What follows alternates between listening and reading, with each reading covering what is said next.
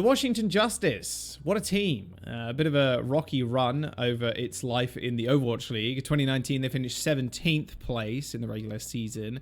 Playoffs in 2020, they managed to come third after Decay made an unbelievable playoffs run, deciding he wanted to play Xayah and just take over the game and take over the team by the looks of it and by the sounds of it as well. So they did their best in 2020 when Decay could play almost every single role. But in 2021, they got dumpstered by the Atlanta Reign in the playoffs. But 2022, with Overwatch 2 around the corner, there's questions on where the Washington Justice are going to find themselves with the removal of one tank, making the game 5v5, all the changes not fully being public yet, and new heroes as well, apart from Sojourn, of course, being the only one that's revealed. So it's a bit of a question on where the game's going to end itself. If you look at the game right now, in my opinion, we're looking at one of two metas, either a sniper meta or a dive meta. Of course, that could all change with the addition of new heroes and the balance patches being pushed to the actual game and being public. Of course, we don't know, but in my mind, those two comps are going to be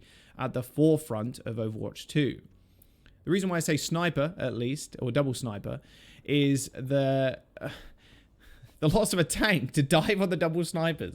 I mean, maybe the maps turn out to be a little bit more close quarters, so snipers have a little bit more of a tougher time, but double sniper without the ability to peel for your backline or just dive the backline with an extra tank seems like it could be quite dominant, Widowmaker being one of those things. One less thing to contest Widowmaker, woohoo! Who loves not being one shot across the map as a support with a Widowmaker just pops off. And Hanzo, the same kind of thing, or you can maybe play an Ashe or maybe Sojourn, don't know. Dive as well might be quite prevalent. Again, the lack of peel for the backline with one less tank could be a little bit of an issue unless supports somehow just get mega buffed. Not entirely sure how that's going to work out, but then it kind of works in the opposite way too. You have one less tank to dive in on the backline and destroy it. Yeah, all up in the air. But if you kind of take those two comps into consideration, I think the DPS line are actually pretty well suited for that. You have Decay, who can seemingly play everything. Assassin, of course, can dive in on the backline with flex DPS, and then Happy can play not only the Tracer, but can play Widowmaker as well to an exceptionally high level. So the DPS for the Washington Justice, I think, are pretty all-rounded and going to be strong in those two metas, and I'm sure are going to be strong in whatever meta does come to the forefront in Overwatch 2. Please release patch notes. Please release another hero or teaser. I need to know. I need to know what kind of comps are going to be running, because otherwise we're not going to be able to tell how these teams are going to do. But I think whatever DPS, or sorry, whatever meta does come about, I think the Justice DPS line, apart from maybe an implosion, like we saw a couple of years ago, is going to do pretty well. Now the tanks, they basically picked up one main tank and one off tank straight up.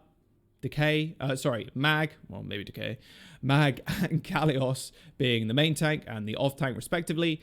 The problem I think I've had with Mag, and I think a lot of people had a problem with, was he's not really lived up to the hype coming into Overwatch League. He was hyped up massively alongside people like Sparkle, and didn't really live up to that. Same with Glister as well, mind you, who's kind of only just gotten to the point where everybody's like, damn, this guy's actually kind of crazy. Had a bit of a mediocre season in 2020, but of course, that was London Spitfire of 2020, which was a very different look to what they are now.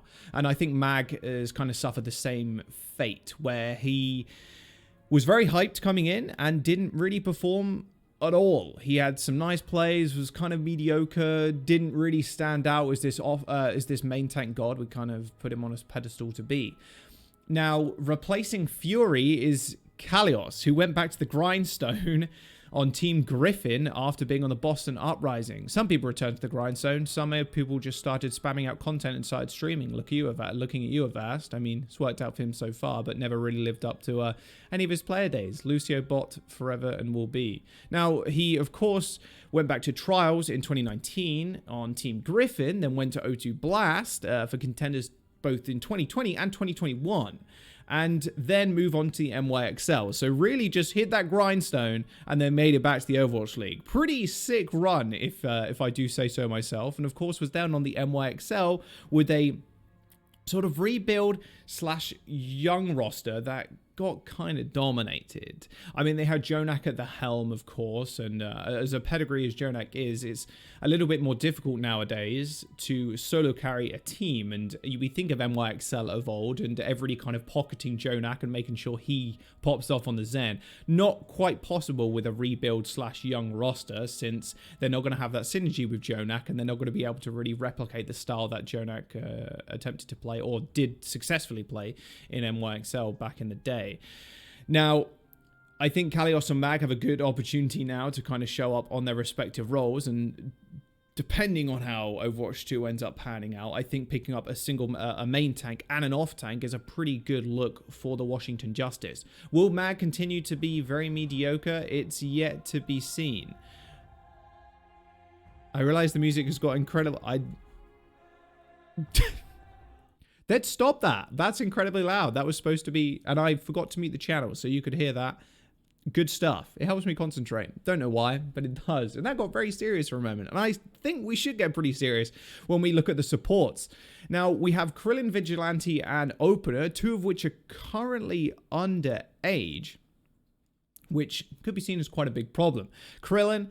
of course, of age, played on the London squad of 2020, was most famously known not for his plays, but for his mullet. I really hope Krillin continues the mullet trend into 2022. I think it would bring joy to a lot of people's faces. He didn't perform exceptionally well in the 2020 London roster. He was alongside Glister, who eventually got picked up by the San Francisco Shock. They didn't do well. It was a Korea Cup roster with a lot of players being kind of no-names. An extremely cheap season for the London Spitfire, who then changed direction completely with Nuki being at the helm, or one of the people at the helm of the London Spitfire in 2021, changing it to all European roster. And now Krillin is going to be backed up by Decay, Assassin, and Happy, very much veterans, and will expect to do exceptionally well. Now, looking at Vigilante, who doesn't turn of age until July 1st, where is that really going to put him? Now, he's been playing in a meta where it's been perma Brig Pocket. He, however, does pretty well at surviving dives and surviving as a support character. Now, you could pin that down to a lot on the character itself in Brigitte, which is sometimes like a raid boss to take down, but with a little bit of focus, it can be pretty easy, especially if the Brig's alone. And has been pretty good at the Ana also. So, while his pool I don't think is exceptional, I think what he does play well is the Ana and the Brig, which can be pretty good going into Overwatch 2, at least mastering 2 of the core healers, especially for 2 completely different metas, is going to be pretty handy. When I did watch some of his gameplay, his heals and nanos on the Ana looked exceptional, and very, very clutch player as well by the looks of it, and I think it's definitely his strongest hero. The Brig Pocket, I'm sure a lot of support players want to kind of get away from that. Brigitte not being the funnest hero of all time. I think people would rather play the Zen, the Ana, and whatnot. So I'm curious to see how they do end up changing Brig and actually warp it into something that maybe is a little bit more enjoyable. Yeah, and and I also noticed his Zenyatta was interesting at best. His transcendences were rather questionable at times when I was looking up VODs of him, and his Ana definitely seems to be his strongest support right now. Of course, that can all change. Now, Opener, another pick from Korea Cup. We've seen this a lot over the last couple of years, where teams want to try and pick up cheap Korean talent that have played in like the Gen G S, Gen G B, Gen G A, like these kind of rosters that only play in Korea Cup. And I'm curious to see how Opener actually does, because track record has not been good from the Korea Cup players. It's been bright sparks here and there, I want to say, but like we've not seen any like unbelievable talent step out of a Korea Cup and just perform just to a godlike level, transcending players from teams like Runaway. So, or players from Runaway that entered the league, of course. So Opener's got a big question mark above his head. He doesn't turn 18 until April 3rd. So again, still underage for the time being, but he will be of age by the time the Overwatch League does end up rolling around. Now, I think the Justice overall have a very strong DPS line equipped for pretty much any meta that can be thrown into Overwatch 2, unless there's something crazy that I'm not completely aware of, like we saw in the show match where people were playing Bastion. Not sure who will play the Bastion. I assume Decay. I'm not 100%, so I guess we'll have to wait and see. The tank line, again, has a couple of question marks, but a lot less than the support and the back line of the Washington Justice. The tanks just need to kind of perform above and beyond what they've performed in the last couple of years, especially Mag. I mean, Kalios has been at the grindstone and was put on a rebuild roster for NYXL, so you can't really expect him to do all too much, but he's performed pretty admirably. Mag just needs to step up to the performances that we kind of expected him to do so in 2020 when he eventually got picked up and got brought to the league. The supports, that is the biggest question mark, I think, for everybody, and they're going to either have to be hard carried by the DPS, which I think Overwatch 2 is looking rather heavy DPS reliance, even though Overwatch 1 is a little bit more so right now. Where are we going to see Opener play? Is he going to play at all when Vigilante eventually turns of age in July, almost halfway through the season? Will he continue to see play? Because right now, Krillin and Opener look a relatively weak backline. I don't think Krillin is just blowing people out the water either, and Opener is going to have to come up with something incredibly special. The Justice, I think, overall, they look okay. It's kind of very high, like the DPS can reach very high highs, the supports can potentially reach some rather low lows, and I can only trust in the scouting and the we built this mentality kind of thing going into the 2022 season. Now, I'd probably give this roster a rating out of 10, probably like a 6.5 to, 6.5. I think it's been pretty generous. I was going to say 7, but a 6.5 Pitbull Shining Forehead out of 10 for this roster. So, yeah, that's about it.